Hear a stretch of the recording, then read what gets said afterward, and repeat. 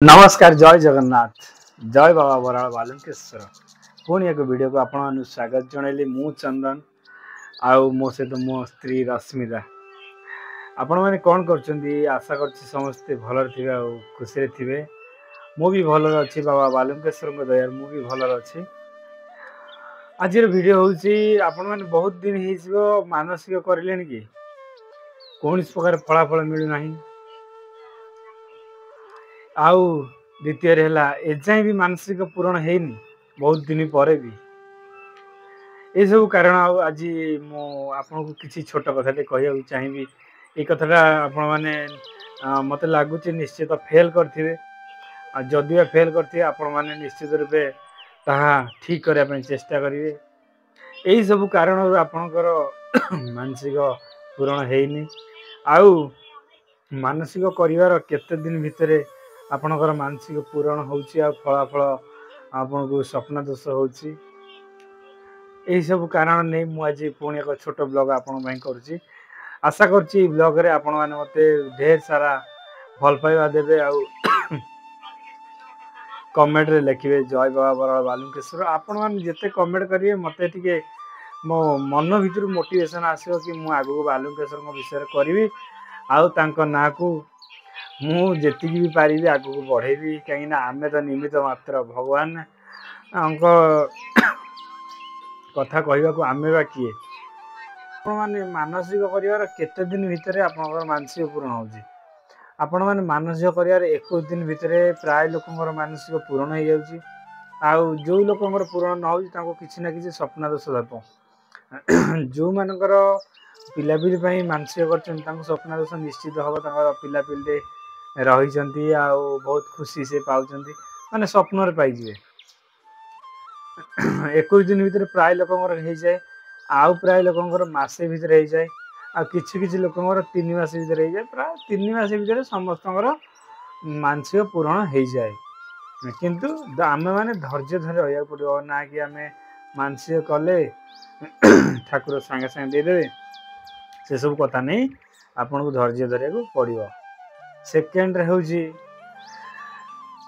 यही सब भूल आपण माने करूचंती कि जोथि पई आपणकर पिला पिली किंबा कौन प्रकार मानसिक पूरण हेई नै किंबा को भौणी बाहला पई बाहर पई मानसिक करजंती को भौणी चाकरी पई मानसिक करजंती को भाई चाकरी पई मानसिक करजंती आउ के देह पई मानसिक करजंती। एही सब जिंस हेई नै कि एही सब नियम तुम भांगी देछो सेति लागि तमर हेई नै।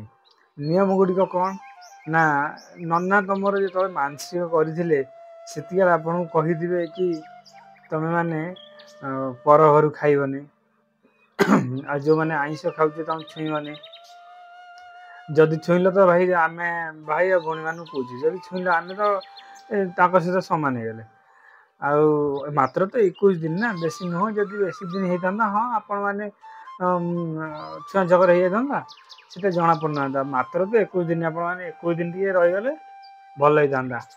पियाज रसुण भूल भाल खाई देथिए बाहर खाई देथिए बाहर तो आपण मान जानछन जेते पियाज रसुण कहिले भी तांकर व्यापार कथा सी तांकर कहि देबे प्राय दुकान अछि पियाज रसुण बिना पियाज रसुण प्राय दुकान अछि व्यापार बिना पियाज रसुण कहि से खुई देबे।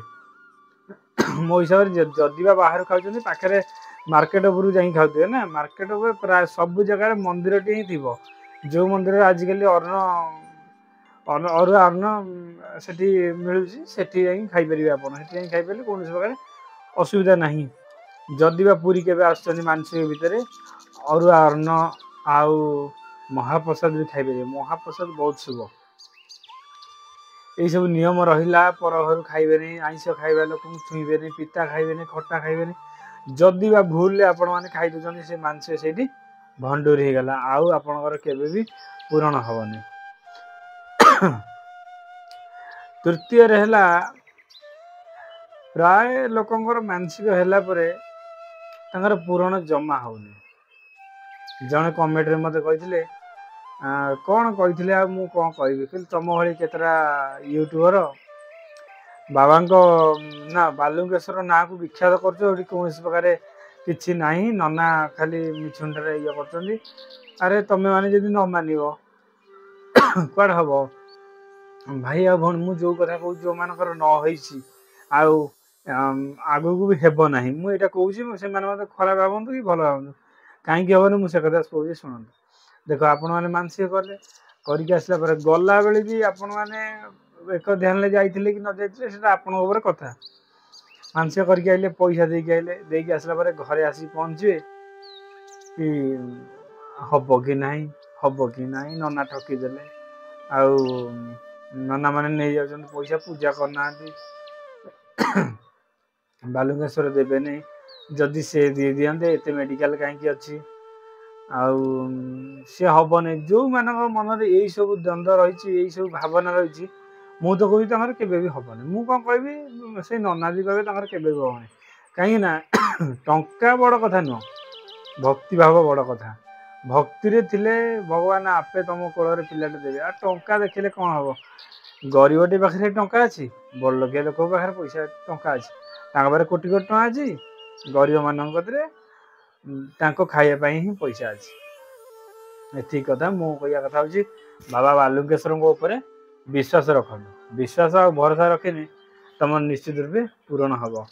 ଆଉ ପୂରଣ ନ ହେଇକି ଯିବ କୁଆଡ଼େ? ବାଲୁଙ୍କେଶ୍ୱର ବା ମାନେ ଦୁଃଖିନୀର ଠାକୁର ସିଏ ସମସ୍ତଙ୍କ କୋଳରେ ଦେବେ। ଆଉ ଆପଣମାନେ ଧୈର୍ଯ୍ୟ ଧରି ରହିବା ଦରକାର। ଧୈର୍ଯ୍ୟ ଧରି ରହିଲେ ନିଶ୍ଚିତ ରୂପେ ପୂରଣ ହବ। ଆମେ ତ କରିକି ଆସିଛୁ, ଆମେ ଭରସା କରିଛୁ। ଆମେ ତ ମୋ ଆଖି ଆଗରେ ତ ନାଚି ଛୁଆ ପିଲାଟେ ହବ ଆମର, ଯେମିତି ହେଲେ ହବ, ଛୁଆଟେ ହବ। ଆମେ ବାଲୁଙ୍କେଶ୍ୱରଙ୍କର ନାଁ ବି ଦେବୁ ତାକୁ। ଦେଖିବା ଠାକୁର କେବେ ଆମ କୋଳ ପୁରା କରୁଛନ୍ତି। ବହୁତ ଦିନ ହେଇଯିବ ମାନସିକ ଆଉ ପୂରଣ ହେଇନି କି? ମାନେ ପ୍ରାୟତଃ ଆପଣ ମାନେ ମାନସିକ କରିଦେଇ ଆସିଥିବେ, 15 ଦିନ ଗଲା, 21 ଦିନ ଗଲା, 25 ଦିନ ଗଲା, ମାସେ ଗଲା, 2 ମାସ ଗଲା, 3 ମାସ ଗଲା, 4 ମାସ, 5 ମାସ, 6 ମାସ, 7 ମାସ, 8 ମାସ, 9 ମାସ, 10 ମାସ, 11 ମାସ, 12 ମାସ, ବର୍ଷେ ପଳେଇଲା, ଆପଣଙ୍କର କୌଣସି ପ୍ରକାର ମାନସିକ ପୂରଣ ହେଲାନି କି? ଯଦି ହେଲାନି ଏଇ କଥା ଶୁଣନ୍ତୁ। ଦେଖନ୍ତୁ, ଆପଣ କୋଉଠି ନା କୋଉଠି କିଛି ଭୁଲ କରିଛନ୍ତି, ଯୋଉଥିପାଇଁ ଠାକୁରଙ୍କର ଆପଣଙ୍କ ଉପରେ ଟିକେ ଦୃଷ୍ଟି ଭାବ ଉଠି ଯାଇଛି। ସେଥିଲାଗି ଦେଖ, ଆମେ ମାନେ ଧର ଗୋଟେ ମେଡିକାଲ ଗଲା ପରେ ଡକ୍ଟର କହିଥିବ 6 ମାସ ଯାକ ମେଡିସିନ ଖାଇବ, ଏଇ ସବୁ ନିୟମ ମାନିକି ଖାଇବ। ନିୟମ କଲି କଣ କି, ତାଙ୍କର ଯାହା ଯାହା ସବୁ ଦରକାର ସେଇ ସବୁ ଜିନିଷ ସବୁ ତମେ ଖାଇବ, ଆଉ ତାର ନୀତି ନିୟମରେ ମେଡିସିନଟା ଖାଇବ। ଖାଇଲେ ଆପଣଙ୍କର ନିଶ୍ଚିତ ରୂପେ ଯୋଉ ରୋଗ ବୈରାଗ ହେଇଥାଉ, ଯାହା ହେଇଥାଉ ସେ କମିଯିବ।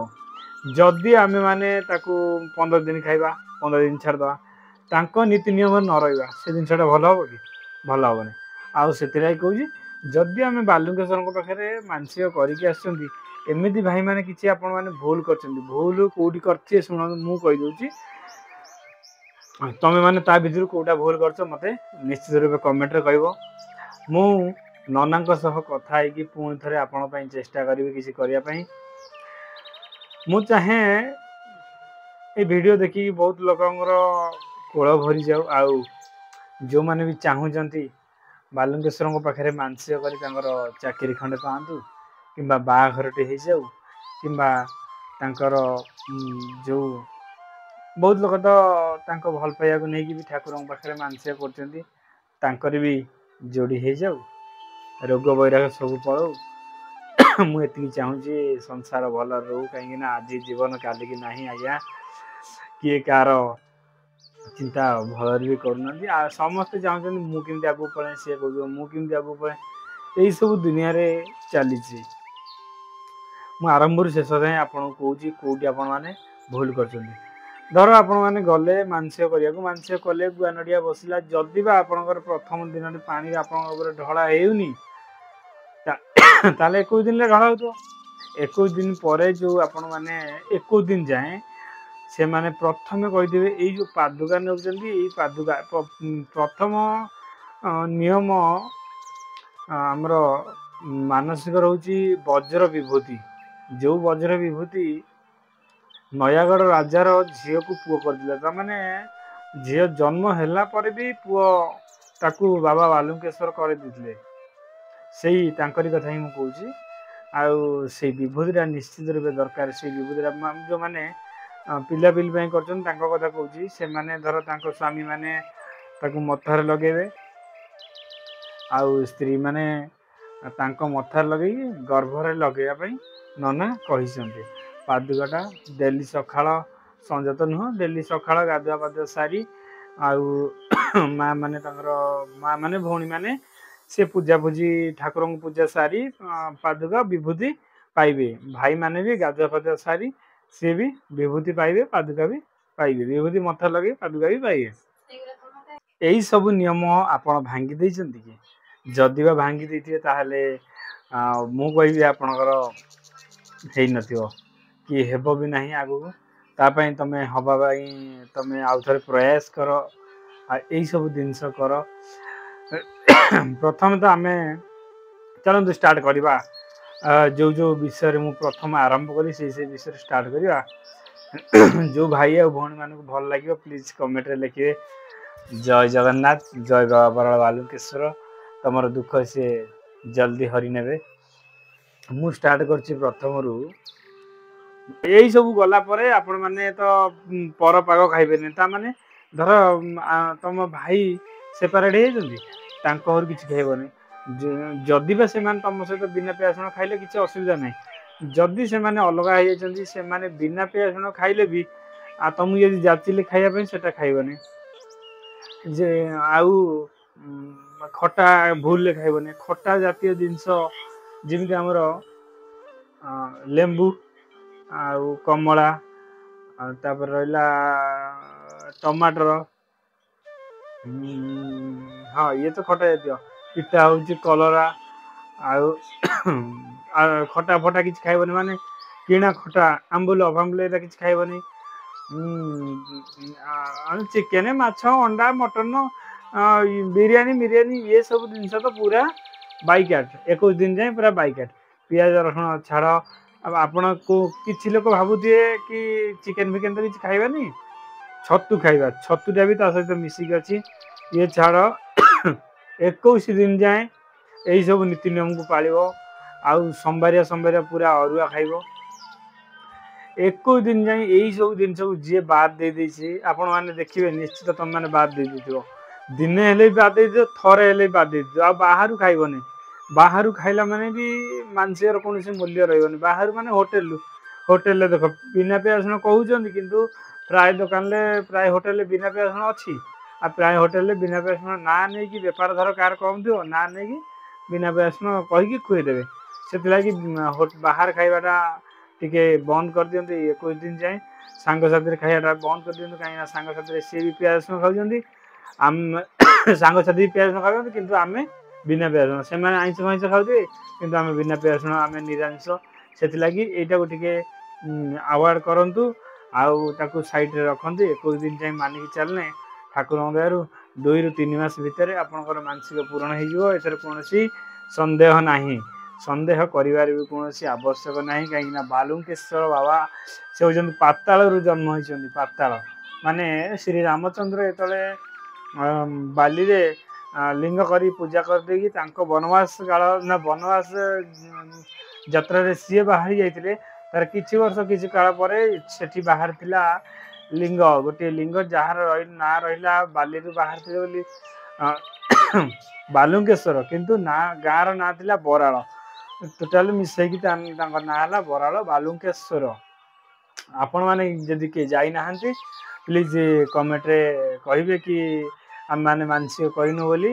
ଆଉ ମୋ ନମ୍ବର ରହିଛି, ମୋତେ କଲ୍ କରିବେ। କଲ୍ କଲା ମାନେ ମୁଁ ନନ୍ଦନକାନନ ସହିତ ଆପଣଙ୍କୁ, ଆମ ଯଜମାନ ଯିଏ ତାଙ୍କ ସହିତ ମୁଁ ଆପଣଙ୍କୁ କଥା କରେଇଦେଇକି ମୁଁ ତାଙ୍କ ସହିତ ମାନସିକ କେମିତି କ'ଣ ହବ ଦୂରରେ ଥାଇକି କଲା ପରେ 21 ଦିନରେ ଆସିବେ। ଯଦି 21 ଦିନରେ ନ ଆସିପାରୁଛନ୍ତି ପ୍ରଥମ ଦିନରେ ଆସିବେ। ପ୍ରଥମ ଦିନରେ ମାନସିକ କରି ଗଲା ପରେ 21 ଦିନରେ ଆସିଲେ ଚଳିବ, ନ ଆସିଲେ ବି ଚଳିବ।